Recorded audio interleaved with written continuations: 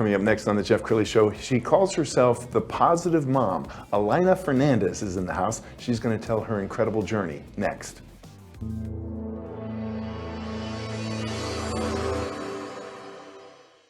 Many are predicting that the worst is yet to come, which is unfortunate, said one person here.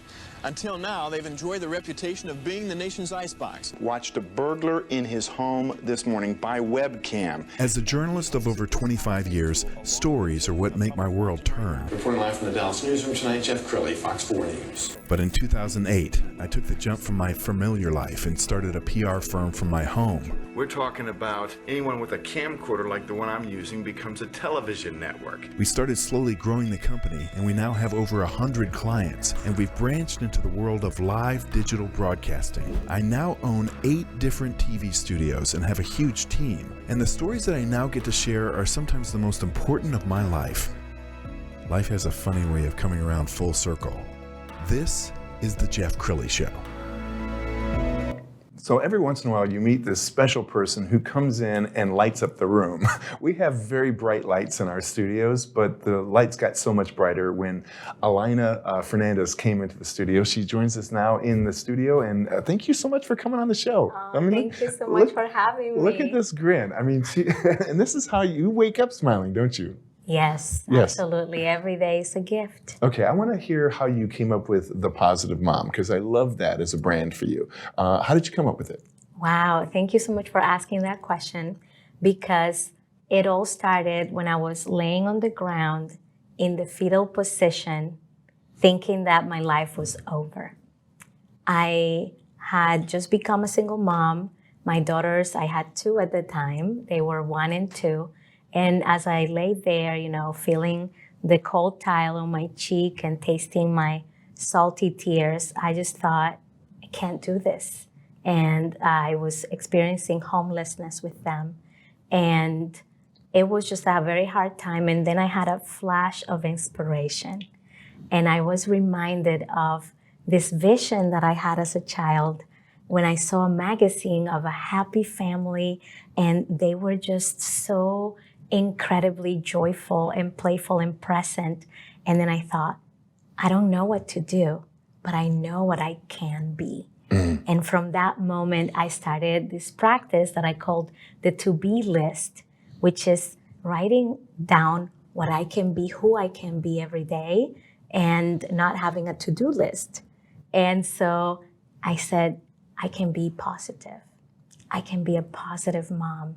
And then I used the tool that I knew for healing and for empowerment, which was writing. And that's how I started my blog 19 years ago. No kidding. Well, you're so inspirational. And you've done something that I've never done, a TEDx speech, which they time you got to practice it. You can't go long, right? So, yeah. I'm going to show you just a little clip from her TEDx speech. Have you ever heard the saying that one person's trash is another person's treasure? That phrase sums up all the best moments of my life in my childhood in the Dominican Republic. And my favorite moment of all happened when I was 7 years old. My brother and I had just come back from fetching our daily water when we decided to take a break and go to the dump.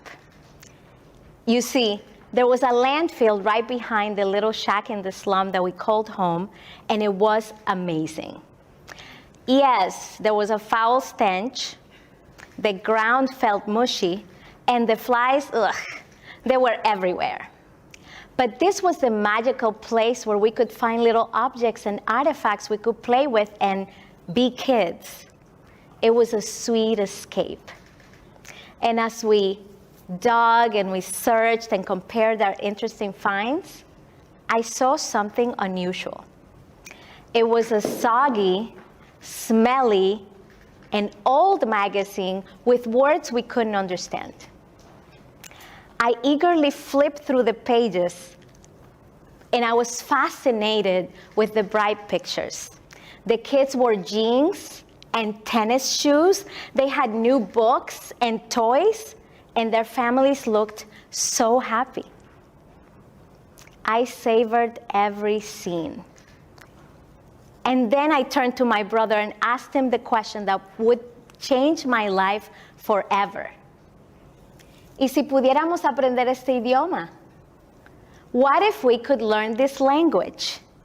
You see, I figured if I knew English, then I could live this wonderful life. And as unreasonable as this may sound, in just 4 years, I did it. What I love about this is that you never know what's going on in somebody's background. So people meet you for the first time and you've got this big smile. They don't know of the pain that you've had. In fact, I went on your LinkedIn page and you have a description. You're a student of pain. What does that mean? Thank you for asking that. Yes, you know, I know that I've been through many traumatic experiences and I've known a lot of pain, emotional pain, physical pain. Pain, I call it the common thread of humanity. And so because we all experience pain, we are born through pain and we pass through pain and we live experiencing loss, grief, all kinds of experiences that can be painful. And we also have flashes of painful memories. And I think the best way to do life is to study pain and learn from it. I call it being an alchemist, to turn this pain into something positive, into something powerful, into something that is going to create progress in your life. And that's what a student of pain does. Well, she mentioned her blog, but she's just a prolific writer. She contributes to a number of magazines, including Entrepreneur Magazine. Let's go ahead and pull this up and kind of scroll down the site. Talk about some of the topics that you like to tackle when you're contributing to magazines like Entrepreneur. Thank you for asking that. You know, I love talking about the topic of validation, especially in workplaces, because as entrepreneurs and as leaders in the world, we go through a lot of pain and challenges and adversity. And so I really love to say lead with validation, not only validate your own pain when you go through it, but also help validate the people in your team when they are actually going through challenges and hurdles. As a validating leader, you're able to inspire them. I always say it's not motivation, it's validation that helps people feel safe so they can move through pain. Sure. You saw a little bit of her TEDx talk. She is a fabulous speaker. She goes all over the country speaking. We got some video that we're going to roll. Talk about the different topics that you like to speak about, because I think this particular one might have been about social media. Yeah. So you're teaching people how to tell their story better? Yes, absolutely. I call myself a storyteller also, and being a storyteller lights me up. I think it saved my life more than once, including that moment that I shared earlier, because I think that in your story is the power, or we can find the power to unlock our purpose. And so I have a 5-step process that I guide people through so that they can distill that story and turn it into what I call passive income. And it brings so much healing when you can tell your story from a place of power. And that is what I love teaching. I love speaking at conferences that also have a place for healing trauma, because I've been through multiple traumatic experiences, and I love being a positive mom is all about breaking cycles and understanding that through our own healing through our stories, then we can help other heals, but we can also break those cycles generationally for many people to come, and that's how we heal the world. So we have a little bit of a "This Is Your Life" Elayna Fernández, because I went on your Facebook page and I found all these wonderful pictures of your kids. So I want you to narrate these pictures as we're going through them. We'll start with the first picture. Oh, this is my firstborn, Alicia. And this is her graduation. She's a first-generation student in the USA because her mom is an immigrant. So I'm very, very proud of her. She just got married and she's 21 years old. That's wonderful. That is Olivia. She's 4 years old and this is her favorite character, Mika. So I love her. And that's her too, dressed as Blippi. She loves Blippi. Oh, there are my 2 babies, Eliana and Elidia. Eliana is 10, and she's a future author and a speaker. and she's such a light. Yes. Yeah. This is Alyssa preparing meals because she prepares all the meals in No my home. kidding. She is such a great cook, and she's also a filmmaker, and she's my second child. So I have 4 total, all beautiful daughters and authors and speakers. They all have their own TEDx too. Really, I'm so Yeah. impressed with the way you are raising your family, because I got a chance to meet your daughter, and I'll introduce her in a minute.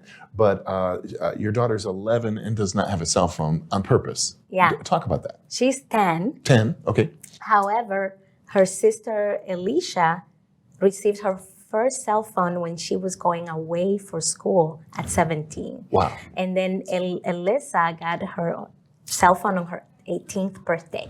Yes. So in this day and age, Elayna is 10, this is the same trajectory for her.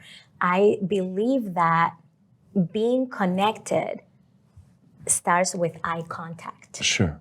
And so I want my kids to be connected not only to other people, but to themselves and to the planet. So she's playful. She has developed a lot of beautiful talents because she's not on the phone. Now, they have accounts that I help manage so that they can pursue their passions, but they don't have cell phones and they don't communicate with others through that via. They connect with people. And I think you saw that with Elayna. Yeah. She's a hugger, she's a communicator, she knows how to hold eye contact, how to shake hands.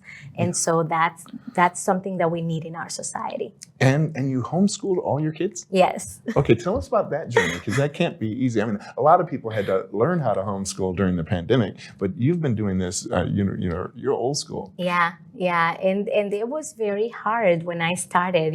I actually didn't even know that homeschooling existed in my country. Some people still ask me, what is that? How did you do that? Because Alicia has now graduated from college, and we started homeschooling when she was in the 3rd grade. And it was because she was bullied in school. And they said to me, Mom, we have these friends that go to school at home, and you could do that. And I said, I don't think so. But it's become really easy. And I think the key for me has been that my kids want to do it. They want to be at home. They want to learn.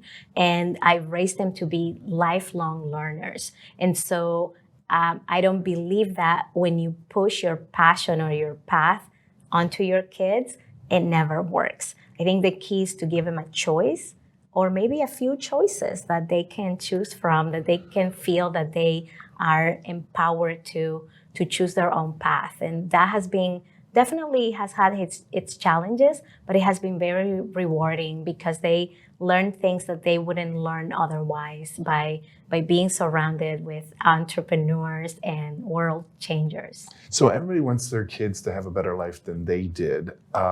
So tell us about your parenting style, and how does it compare to how you were raised?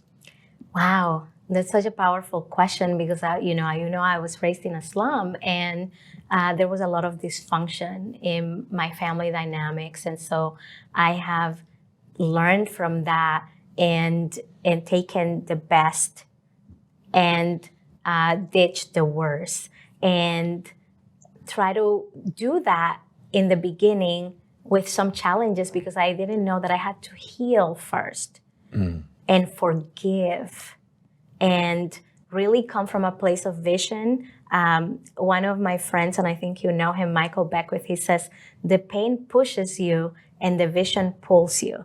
And so when I switch that motivation from, I don't want to experience that pain, I don't want my kids to experience that pain, to I'm healing, I'm forgiving, and now I imagine this beautiful vision for myself and for my kids, then that's how my parenting style became that of a positive mom. Not perfect. Let's just say that real quickly, because people sometimes think positive and think like, you're always smiling, you're always happy. No, it's being present. It's being purposeful. It's being on purpose.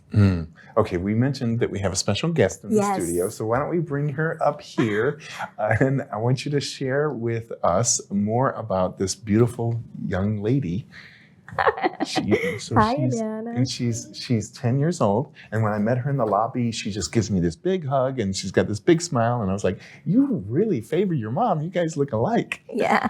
And she has a special talent. Do you want to show us? Yeah. Okay, watch this. That is really cool. Have you ever met anybody who can do that? No. No, No. that's incredible. Okay, I want to give you a chance to brag about your mom. They can hear us off of these mics. So tell us about your mom. Okay, I love my mom. She's the best mom in the whole world. Oh. And she has helped me through a lot of things. She has supported me a lot, and I really have had a chance to learn from what she teaches. And I think that she's my role model, and I want to grow up like her. Oh my goodness. I think we might need to end the show before we both start crying. I She is know. the sweetest little girl ever. So we're gonna end the show with the website. It's thepositivemom.com. Thank you so much for coming in and sharing your beauty with the world. Thank you both. so much, Jeff. It's That's- been a pleasure. You bet. That's it for now. We'll see you next time.